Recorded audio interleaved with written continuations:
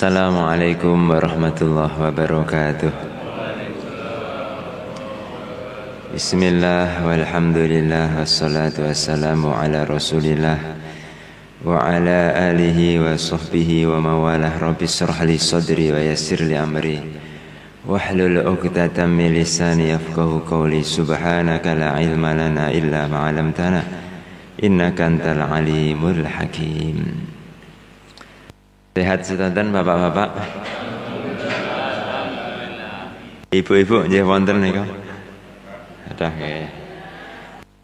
Mugi-mugi sehat sedanten zahir batin, amin. Ya. Remen kepanggih panjenengan malih. Sami. Pagi ini kita teruskan majelis mudzakarah ilmu. Satu amalan, satu ibadah yang sangat tinggi nilainya di sisi Allah Ta'ala.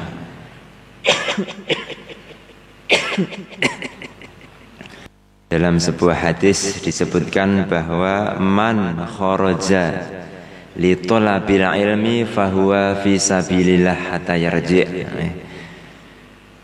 Sinten tiange medal saking griya. Oh Indonesia nggih. Tiang Indonesia mriki. Nggih. Barang siapa keluar dari rumah untuk menuntut ilmu maka dihitung fi sabilillah sampai dia kembali. Baru kemarin 2 hari yang lalu saya tanya ke seorang teman Ustadz di Temboro yang beliau ini penanggung jawab nggali kuburan. Profesinya diantaranya adalah penggali kubur. Itu ada kuburan 2 kuburan jaraknya dekat, kira-kira hanya setengah meter. Terus saya tanya, Mas, itu kalau di antara 2 kubur yang dekat itu tengah-tengahnya digali kuburan lagi, apa bisa? Beliau menjawab, mungkin mawon, mungkin saja. Tapi kalau di kuburan santri kayaknya kok mboten mungkin. Loh, kenapa? Kata saya. Ini kisah nyata nih, baru kemarin.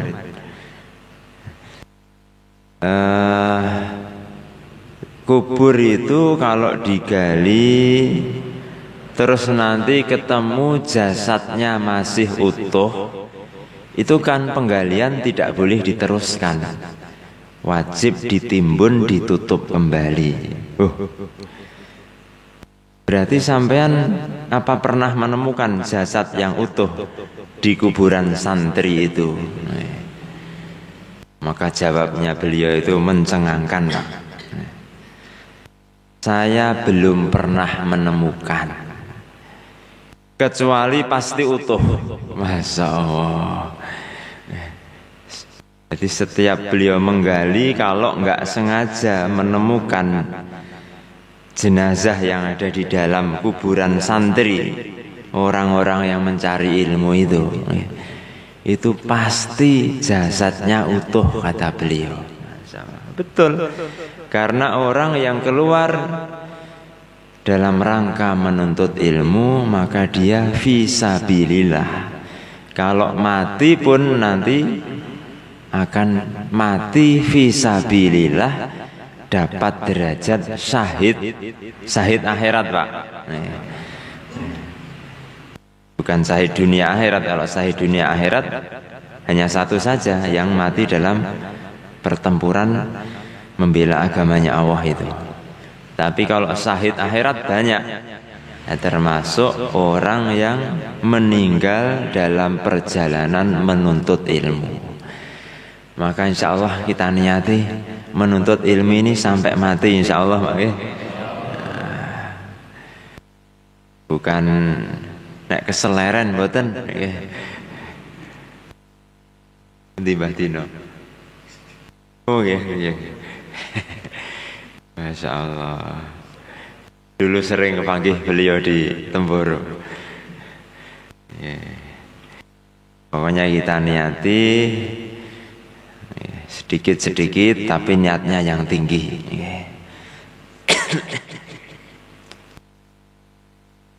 Bismillahirrahmanirrahim.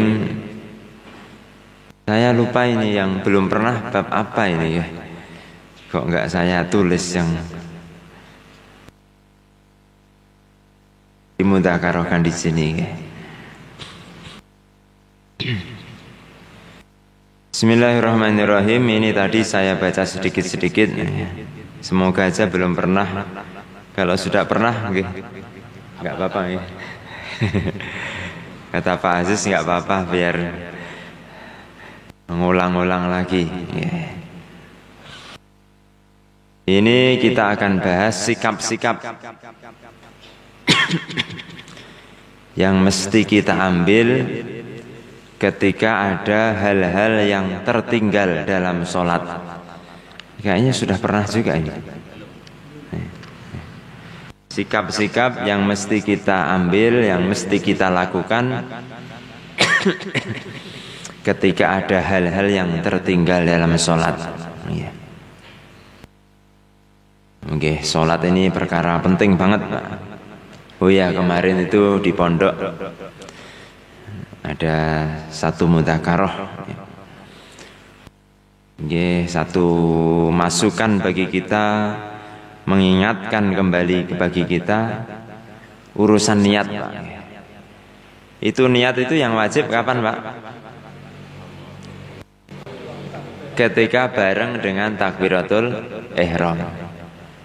Terus nanti yang penting, yang penting misal sholat subuh usolli fardhul subhi dilengkapi rakaatain mustaqbilal kiblati adaan.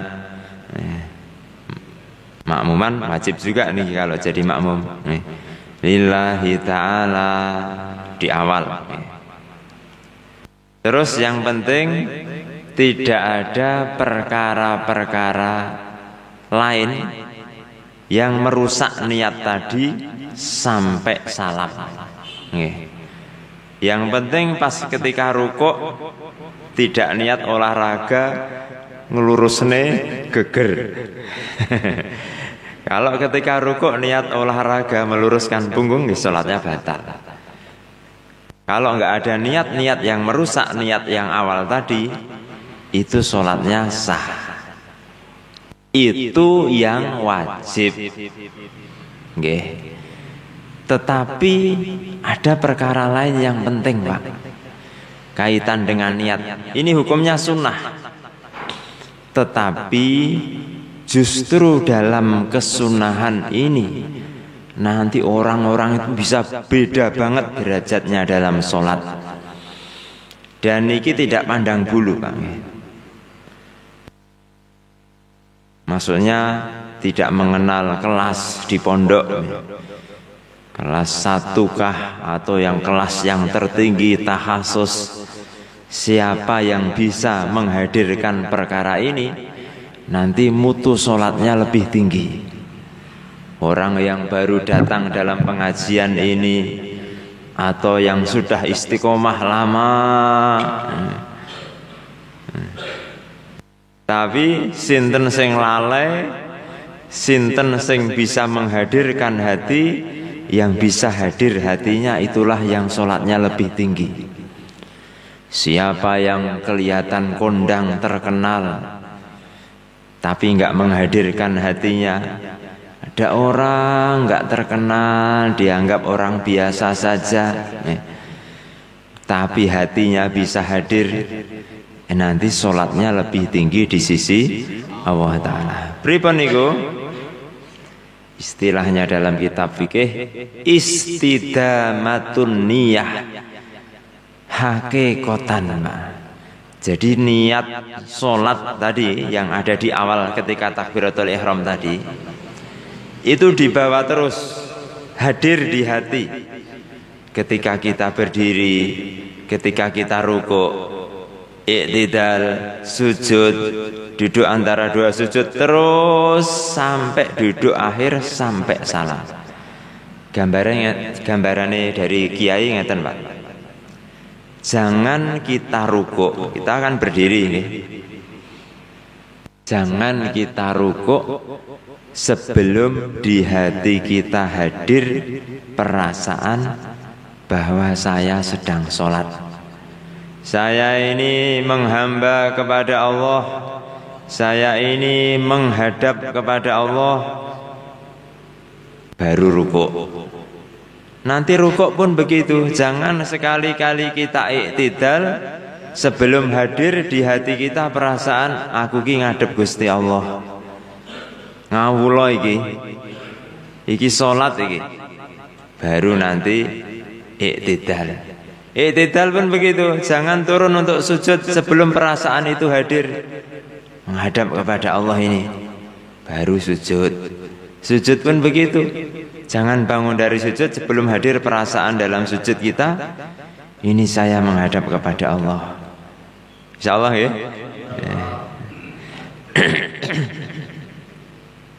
Karena kenapa kok orang itu jadi lalai, kemudian kelalaiannya jadi jauh, mikir sana, mikir sini. Karena perasaan menghadap kepada Allahnya itu lupa, nggak hadir. Akhirnya liar pikirannya kemana-mana jadinya. Mikir macam-macam. Dan ini harus kita usahakan. Nah, termasuk mengusahakannya biar hati kita tenang, mudah ditata ya, sholat sunnah dulu, wiritan dulu, doa dulu, begitu dan seterusnya. Insyaallah kita amalkan Pak nggih. Tidak berpindah dari satu rukun ke rukun berikutnya sebelum hadir di hati kita perasaan aku ini sedang menghadap kepada Allah, aku ini sedang sholat. Terus kita jaga seperti itu sampai akhir sholat, sampai salam. Bismillahirrahmanirrahim.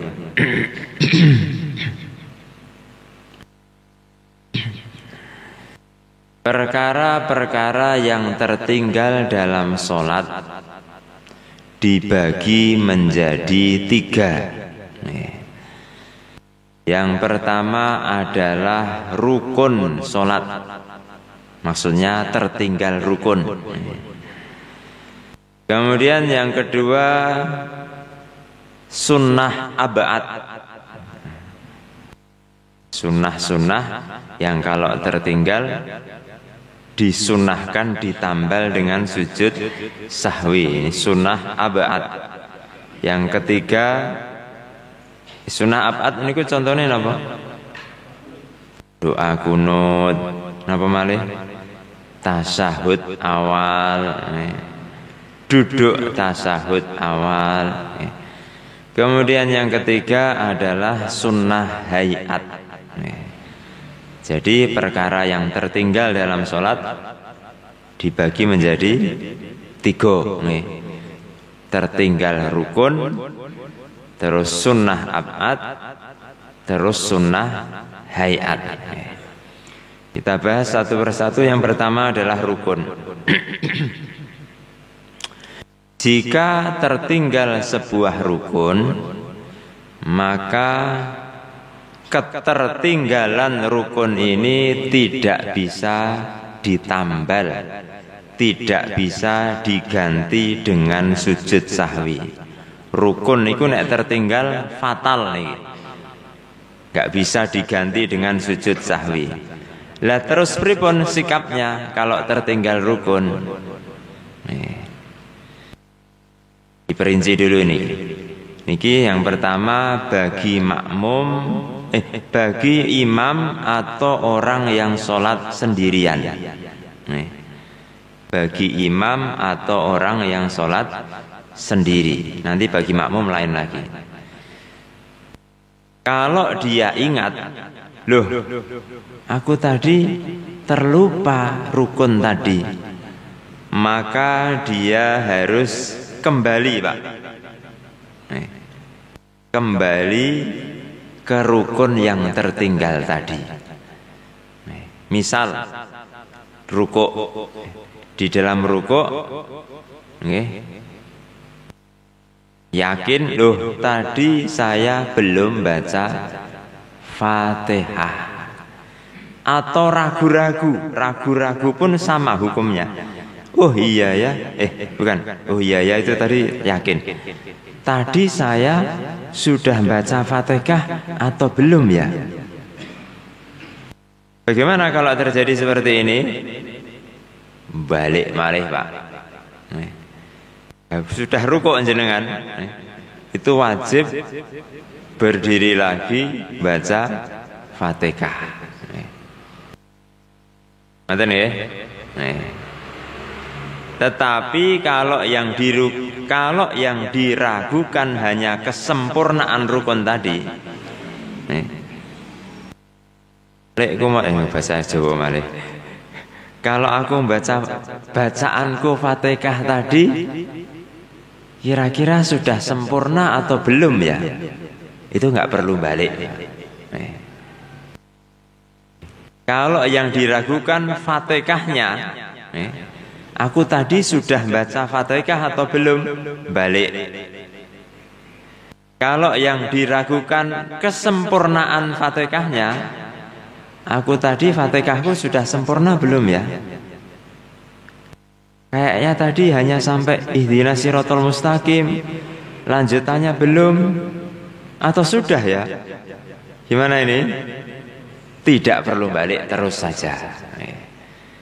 Ini rukun.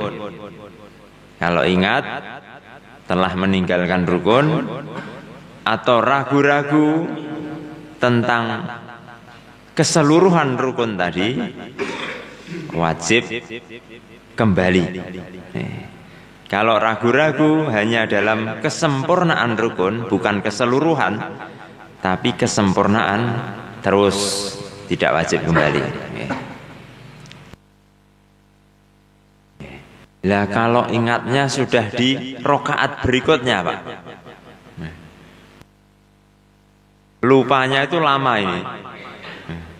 Rokaat pertama lu sampai rukuk sujud lupa terus, sampai rokaat kedua baru ingat.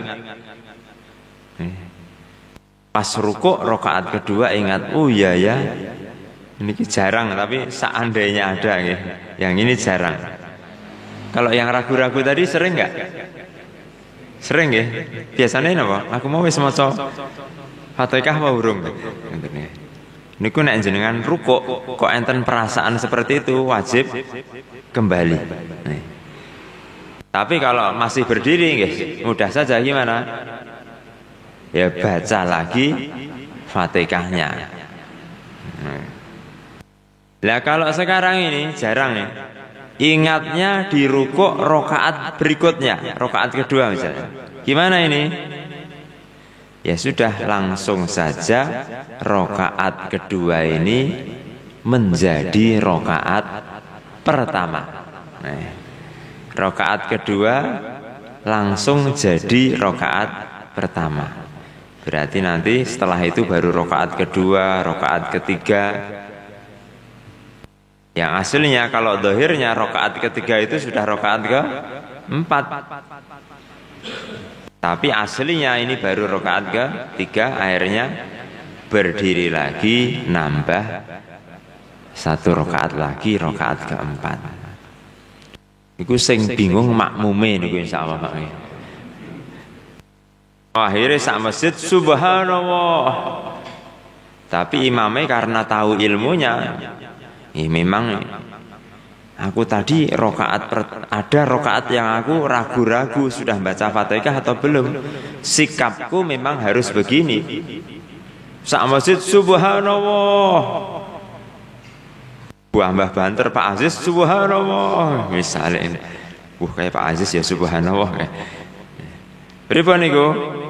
Imam yang tahu ilmunya dia tidak goyah pendirian, tetap terus. Lah makmum. Bingung ini repot makmum ini. Iya. Sedaya jan ngertos iki wis rakaat keempat iki mau jane. Memang betul ini tadi sudah rakaat keempat. Tapi kan imamnya tadi ini imam yang yakin meninggalkan Fatihah atau ragu-ragu telah baca Fatihah atau belum, memang harus nambah rakaat.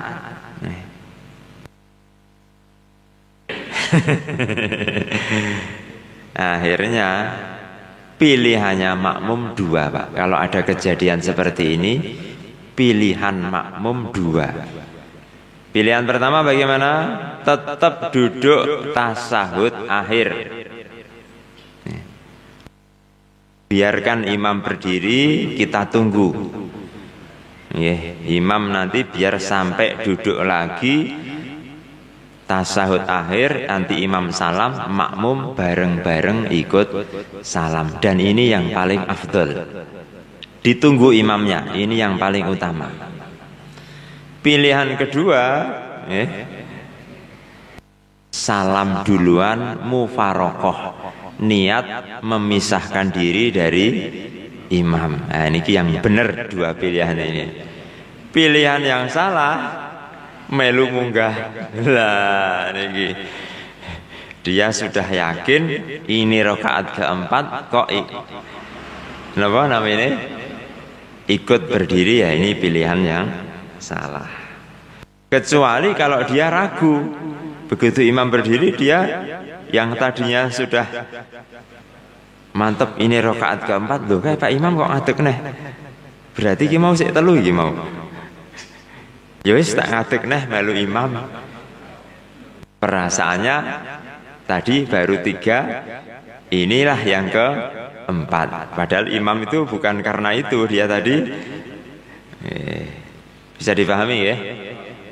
Ringkesnya ini kalau tertinggal rukun atau ragu-ragu rukun, maka imam atau orang yang sholat sendirian harus kembali.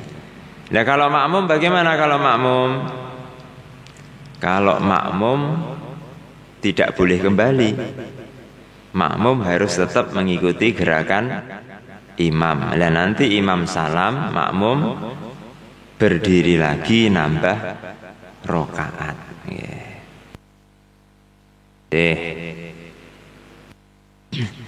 Kemudian yang kedua adalah tertinggal atau meragukan sunnah abad. Bagaimana ini? Kalau kita misal tertinggal tasahud awal, ini kalau belum sampai berdiri tegak, nembe jengking, ancang-ancang ini apa bahasa Indonesia nih? Kuda-kuda persiapan mau berdiri, jentit, nembe persiapan berdiri. Loh, ingat, ini kan rakaat ke-2, harusnya tasahud awal. Ya sudah, langsung duduk lagi tasahud awal.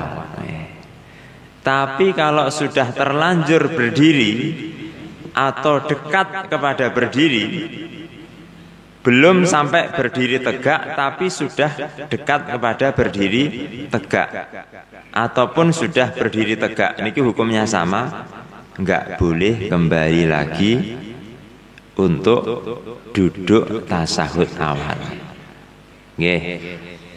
Walaupun makmum subhanallah, enggak boleh imamnya kembali.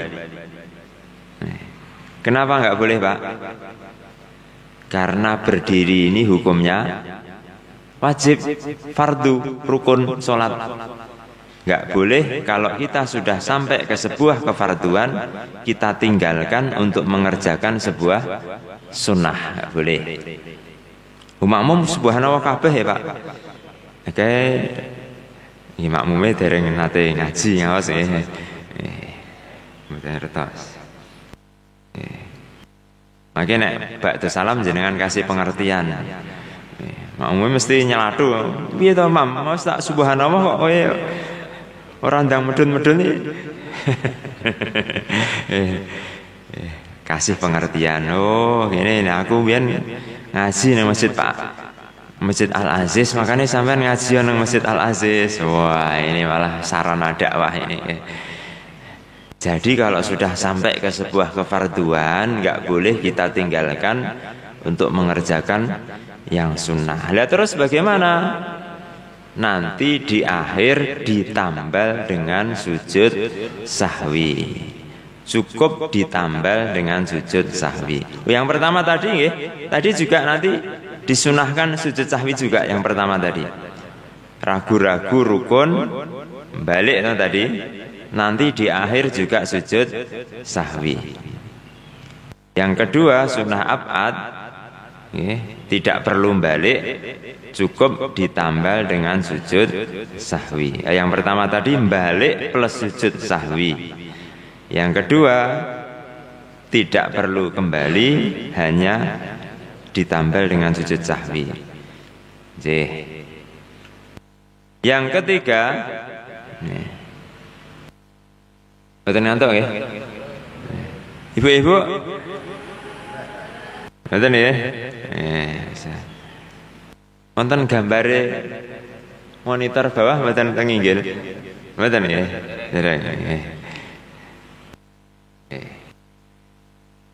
Yang ketiga adalah sunnah hayat. Bagaimana contohnya sunnah hayat niku? Doa iftitah, bacaan surat setelah Al-Fatihah, zikir-zikir ketika rukuk, ketika sujud. Niku namine sunnah hayat. Bagaimana kalau tertinggal? Kalau tertinggal ya sudah. Tidak perlu kembali dan tidak disunahkan pula untuk sujud sahwi. Malah nggak boleh. Kalau kita tertinggal sunnah hayat, oh iya aku mau lali pas rukuk nggak baca Subhana rabbiyal azimi wa bihamdih, zikir-zikirnya rukuk lupa nggak saya baca, udah tak tambal dengan sujud sahwi. Malah nggak boleh, tidak boleh. Bagaimana kalau tertinggal? Ya sudah, tertinggal ya biarkan tertinggal begitu saja. Itu. Jadi ringkasnya, hal-hal yang tertinggal dalam sholat, saya ulangi lagi, dibagi menjadi pinten? 3 rukun, sunnah ab'ad, sama sunnah hayat. Bagaimana kalau tertinggal rukun? Wajib kembali bagi imam atau orang yang sholat sendirian. Nanti di akhir plus disunahkan sujud sahwi. Bagaimana kalau tertinggal sunnah ab'ad? Tidak perlu kembali, cukup nanti ditambal dengan sujud sahwi. Bagaimana dengan sunnah hayat? Langsung lanjut. Tidak perlu kembali dan tidak perlu ditambal dengan sujud sahwi. Nah, sujud sahwi sendiri kapan waktunya? Waktunya setelah tasahud akhir sebelum salam. Habis fil alamina innaka hamidum majid. Terus jenengan sujud Allahu Akbar takbir ya. Berdasarkan sebuah hadis, banyak beberapa hadis, saya bacakan satu saja. Satu ketika baginda Nabi mengimami sholat duhur. Kemudian beliau langsung berdiri setelah mengerjakan rakaat kedua. Walam yajlis, beliau tidak duduk. Berarti beliau meninggalkan tasahud awal dan meninggalkan duduk tasahud awal. Dua, dalam tasahud awal itu ada dua kesunahan ab'ad. Satu duduknya niku sunnah ab'ad. Yang kedua tasahud awalnya. Maka faqaman nas ma'ahu, seluruh jamaah pun ikut berdiri ketika Nabi berdiri. Dan beginilah sikap seorang makmum. Kalau imam berdiri lupa tasahud awal, jenengan mboten sah tasahud awal, ikuti saja Pak Imam. Akhirnya ketika sholat sudah hampir selesai, kemudian manusia menunggu salamnya Nabi, tiba-tiba Nabi kabbaro, beliau membaca takbir. Wa huwa jalis, ketika itu beliau sedang duduk. Kemudian beliau sajada sajdatain, sujud 2 kali sebelum salam. Kemudian baru setelah itu beliau salam. Saya ulangi lagi, berarti sujud sahwi, habis tasahud akhir, takbir, sujud sahwi 1 kali. Terus bangun lagi, Allahu Akbar, duduk lagi. Terus sujud lagi, Allahu Akbar, sujud yang kedua. Terus bangun lagi, Allahu Akbar. Nah, ketika bangun lagi ini, baru posisi duduknya ini posisi duduk tawaruk, miring ini kalau Pak. Nah, baru salam. Nah, bacaannya apa sujud sahwi? Bacaannya persis seperti bacaan sujud biasa. Subhana rabbiyal a'la wa bihamdih. Pilihan pertama. Pilihan kedua, subhana man la yanamu wa la yashu. Maha suci zat yang tidak pernah tidur dan tidak pernah lupa. Materinya niku mawon. Pertanyaan tak menikah. Monggo pertanyaan atau saya dulu. Itu saat lupa rukun, lupa membaca Al-Fatihah, kemudian sujud, rukuk. Nah, saat ingat mau kembali itu pakai takbir apa enggak? Masya Allah, saya jelas nggih pertanyaannya. Ini dia rukuk terus lupa, yakin bahwa sudah meninggalkan Fatihah atau ragu-ragu, aku mau maca Fatihah apa belum? Kan wajib kembali bagi siapa tadi? Imam atau orang yang sholat sendiri? Lah kembalinya ini baca takbir atau enggak? Tidak baca takbir. Tidak, aslinya tidak disunahkan baca takbir. Memang tidak disunahkan baca takbir, karena ini bukan perpindahan dari sebuah rukun ke rukun yang lain. Ini apa kembalinya tadi? Mengerjakan rukun yang tertinggal atau yang diragukan. Jadi kembalinya tidak disunahkan baca takbir. Berkatan Pak Aziz. Nggih. Monggo Pak Sudino. Ibu-ibu Pak. Nggih. Wong biasane ibu-ibu kok nggih. Tanah tak jajal kok. Berarti mboten ngantuk ibu-ibu nih. Biasanya ibu-ibu duluan. Bismillahirrahmanirrahim. Assalamualaikum warahmatullahi wabarakatuh. Waalaikumsalam warahmatullahi wabarakatuh. Yang ingin saya tanyakan Ustadz, bagaimana jika kita lupa salah satu rukun, kemudian kita sudah mengganti dengan 1 rakaat, tapi pada saat kita sujud sahwi lupa tidak melakukan sujud sahwi, apakah itu perlu diulang dari sholat lagi dari awal? Seperti itu Ustadz pertanyaan saya. Matur suwun. Assalamualaikum warahmatullahi wabarakatuh. Jadi si orang yang sedang sholat ini dia intinya mengerjakan perkara yang aslinya menuntut sujud sahwi, tapi sujud sahwinya pun lupa ya. Tadi Fatihahnya lupa terus balik, ada tuntutan sujud sahwi juga, sujud sahwinya lupa juga. Kadung salam dulu, ini mau jadi kan sujud sahwi. Gimana ini? Apakah perlu sujud sahwi? Tidak perlu sujud sahwi, karena sujud sahwi ini sunnah. Jadi sholatnya tidak perlu diulang. Nggih, begitu Bu. Nggih, satu lagi ibu-ibu. Pertanyaan bab lain juga boleh, monggo. Silakan pertanyaan bab lain, yang penting jangan bab warisan.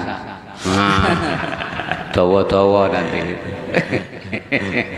Assalamualaikum warahmatullahi wabarakatuh. Waalaikumsalam warahmatullahi wabarakatuh. Yang saya tanyakan Tat, keutamaan sholat lail itu Tat. Terima kasih atas jawaban. Assalamualaikum warahmatullahi wabarakatuh.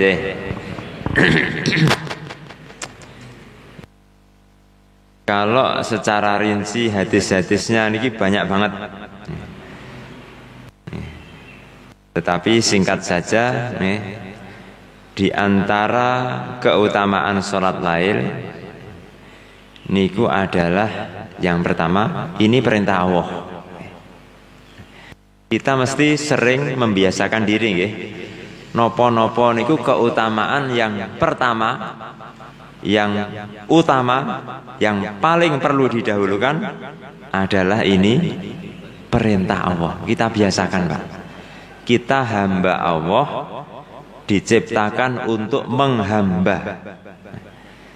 Bagaimana bentuk penghambaan yang memang menjadi maksud tujuan penciptaan diri kita?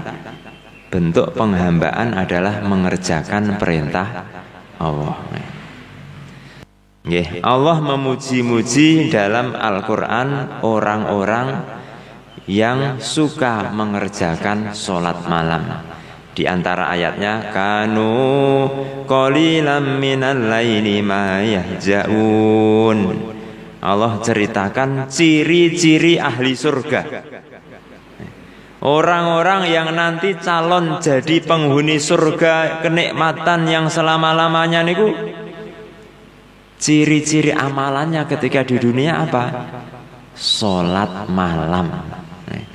Kanu qalilan minal laili ma yahjaun.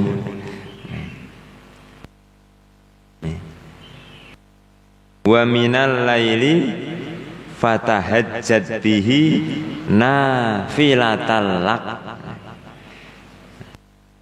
Di sebagian malam tahajudlah kamu sebagai satu ibadah tambahan nafilah. Asa ayab'aka rabbuka maqamam mahmuda. Orang yang sering sholat malam, istiqomah sholat malam, akan diberi derajat makom mahmud. Napa niku makom mahmud? Punya derajat bisa memberi syafaat. Maknanya perkataannya itu nanti punya wibawa, sehingga diantara maknanya itu bisa didengar oleh orang mudah mengikutinya, sehingga nanti dia akan dapat pahala dari ucapan-ucapan yang diucapkannya. Nanti bisa memberi syafaat di akhirat. Niki orang yang sering istiqomah sholat malam. Pun ngoten mawon mboten sah panjang-panjang. Insyaallah nggih. Istiqomahkan sholat malam. Terus kalau lupa sholat malam padahal sudah biasa, pripun? Diganti, Pak. Disunahkan dikodok waktu di antara subuh dan zuhur. Apa-apa amalan istiqomah malam hari yang terlewat disunahkan diqodok antara subuh dan zuhur, nanti masih dapat fadilah yang sama. Allah kasih kemurahan. Itu nih. Oke, untuk Ibu sementara cukup. Monggo Pak Sudino.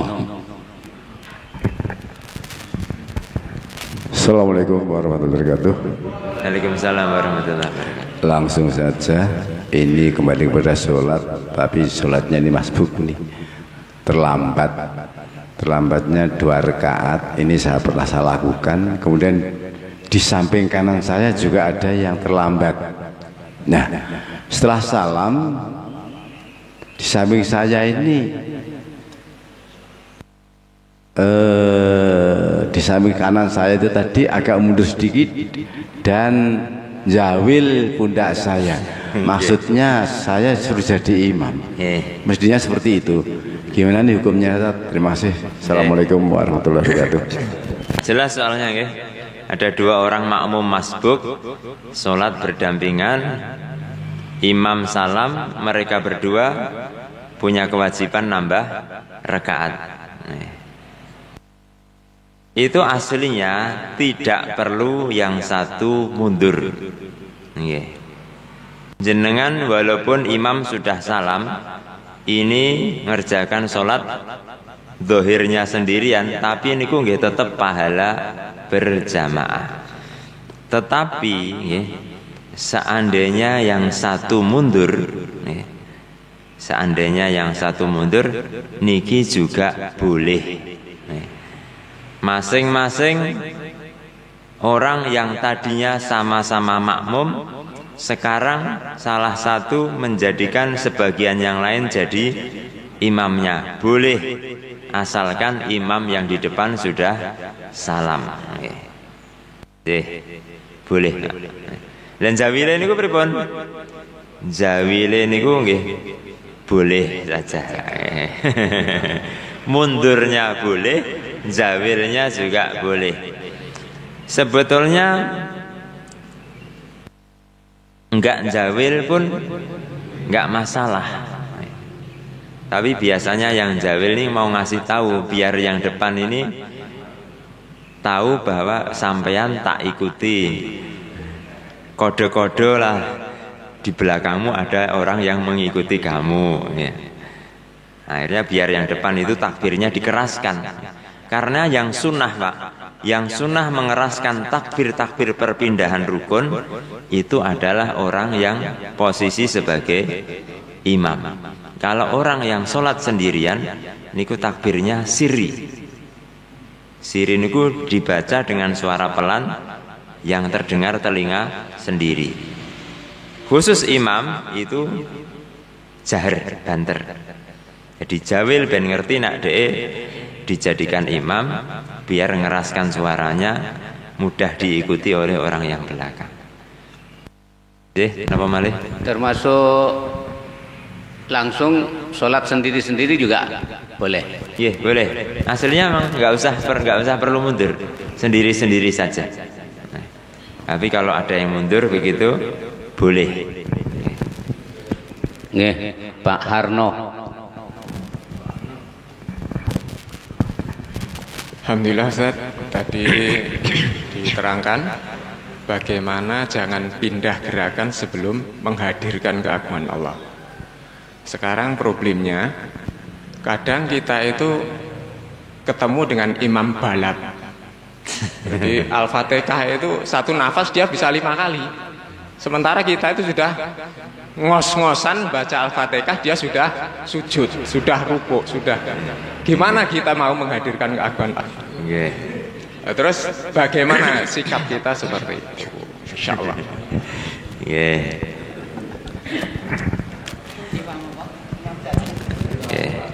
Menghadapi imam yang ekspres.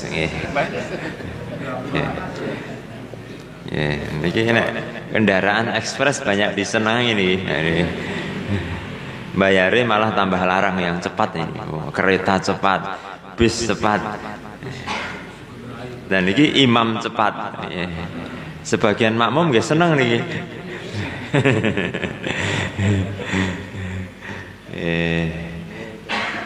Tapi kalau terlalu cepat nggih enggak bagus. Yang bagus yang sedang-sedang saja. Khairul umur awsatuha, perkara yang paling baik adalah yang tengah-tengah. Dalam kaitan dengan ini ya tidak terlalu panjang, juga tidak terlalu cepat. Bagaimana untuk menghadirkan rasa-rasa hati? Jangan rukuk sebelum di hati hadir saya menghadap Allah sedang sholat. Ya pandai-pandai kita mensiasati, ya, cepat saja. Sambil baca Fatihah, ya, sambil berbarengan dengan itu hati kita merasakan bahwa ini sedang menghadap Allah, sedang menghamba, sedang sholat. Bisa itu nanti, bisa nanti.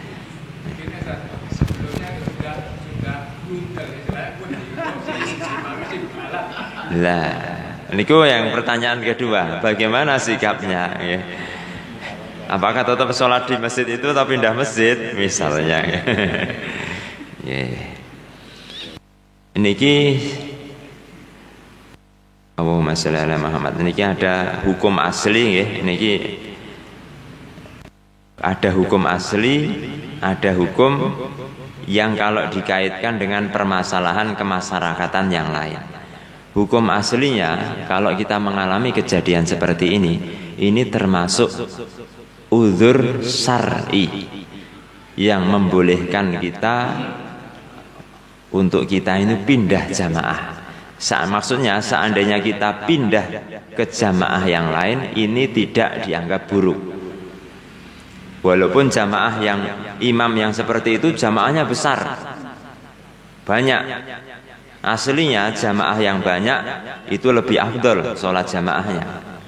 Tapi karena imamnya itu terlalu ekspres, kita boleh pindah ke jamaah yang lebih sedikit, tapi imamnya lebih khusyuk dan nanti malah lebih afdol di sini.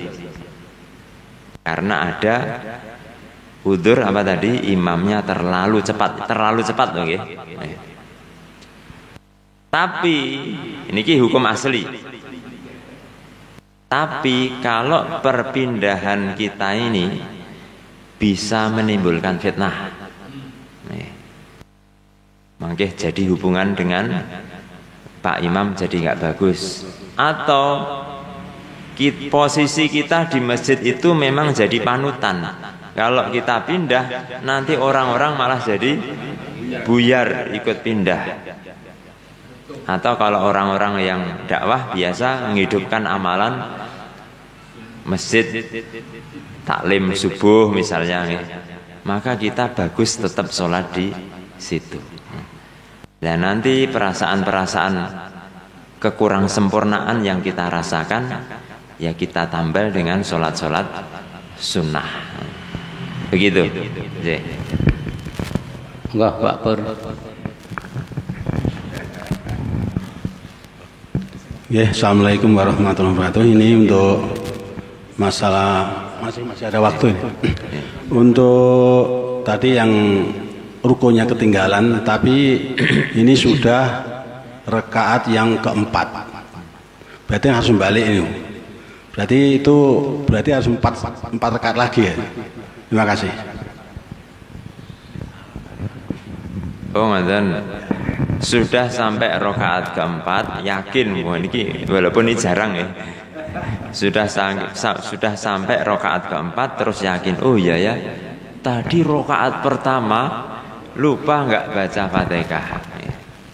Bagaimana ini? Ya rakaat keempat langsung jadi rakaat ketiga. Bukan jadi rakaat pertama. Akhirnya harus nambah 3 lagi. Bukan, tapi rakaat keempat langsung jadi rakaat ketiga. Berarti cukup nambah 1 rakaat lagi.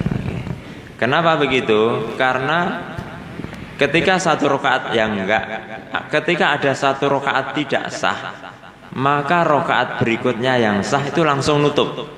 Langsung, walaupun kita enggak sadar, langsung jadi rakaat nutup rakaat yang tidak sah yang sebelumnya tadi terus.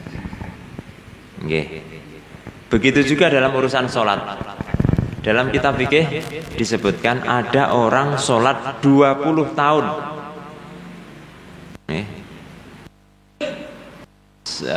Tidak sah. Maksudnya gini, ada orang sholat selama 20 tahun, waktu sholatnya itu salah. Perasaan dia selama ini duhur itu jam 11 itu sudah duhur. Ini satu kampung terpencil misalnya ya. Aslinya duhur anggap saja jam 12. Menurut perasaan mereka jam 11 itu sudah duhur. Akhirnya sholat duhur 20 tahun jam 11. Berapa sholat duhur yang wajib mereka qadha? Apakah wajib ngodok sholat duhur selama 20 tahun? Tidak. Hanya cukup ngodok sholat duhur 1 hari, 1 kali. Kenapa? Bukankah itu tadi waktunya salah, berarti tidak sah terus? Itu sholat duhur yang hari kedua itu langsung jadi qadhaan sholat duhur hari pertama. Karena hari pertama kan nggak sah. Dia mengerjakan sholat duhur hari kedua. Nah, sholat qadha itu waktunya bebas. Maka sholat duhur hari kedua itu sah sebagai sholat qadha untuk hari pertama. Langsung nutup begitu. Berarti cukup ngodok sholat duhur 1 kali saja. Terakhir. Makasih, langsung aja. Saya mohon keterangan Ustadz bahwa yang disampaikan Ustadz tadi ketentuan rukun atau sunnah tadi, apa khusus sholat wajib, apa sholat sunnah pun kalau ketinggalan ada sujud sawinya. Karena kadang-kadang sholat sunnah itu yang sifatnya sunnah itu kadang-kadang memang sengaja enggak dilaksanakan. Terima kasih, itu aja. Nggih, saya singkat nih sapane. Nggih, termasuk berlaku untuk sholat sunnah juga. Nggih. Saya itu tadi yang saya sampaikan 3 perkara tadi, rukun, sunnah abad, sunnah hayat, dan cara mensikapinya. Ini berlaku baik untuk sholat fardu maupun sholat sunnah. Misalnya kita qobliyah duhur 4 rakaat, rukuk, terus qobliyah duhur itu boleh langsung 4 rakaat, 1 kali salam, boleh 2 salam, 2 salam. Pas rukuk lupa Fatihah balik, dan seterusnya. Oke, insya Allah sementara cukup. Kalau mau tanya Selasa depan.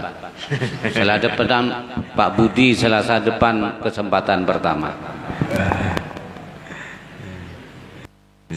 Begitu ya. Semoga majelis kita ini diterima oleh Allah Ta'ala, bermanfaat untuk kita, barokah untuk kita. Kita niatkan juga barokah manfaat untuk keluarga kita, anak, cucu, keturunan kita, ahli kampung kita, bahkan untuk seluruh umat. Allahumma amin. Semoga kebaikan-kebaikan yang Allah berikan kepada orang-orang yang soleh, hamba-hambanya yang diridhoi, Allah berikan percikannya kepada kita juga. Amin amin ya rabbal alamin. Subhanallah bihamdihi, subhanaka wa bihamdika, asyhadu an la ilaha illa anta, astaghfiruka wa atubu ilaik. Wassalamualaikum warahmatullahi wabarakatuh.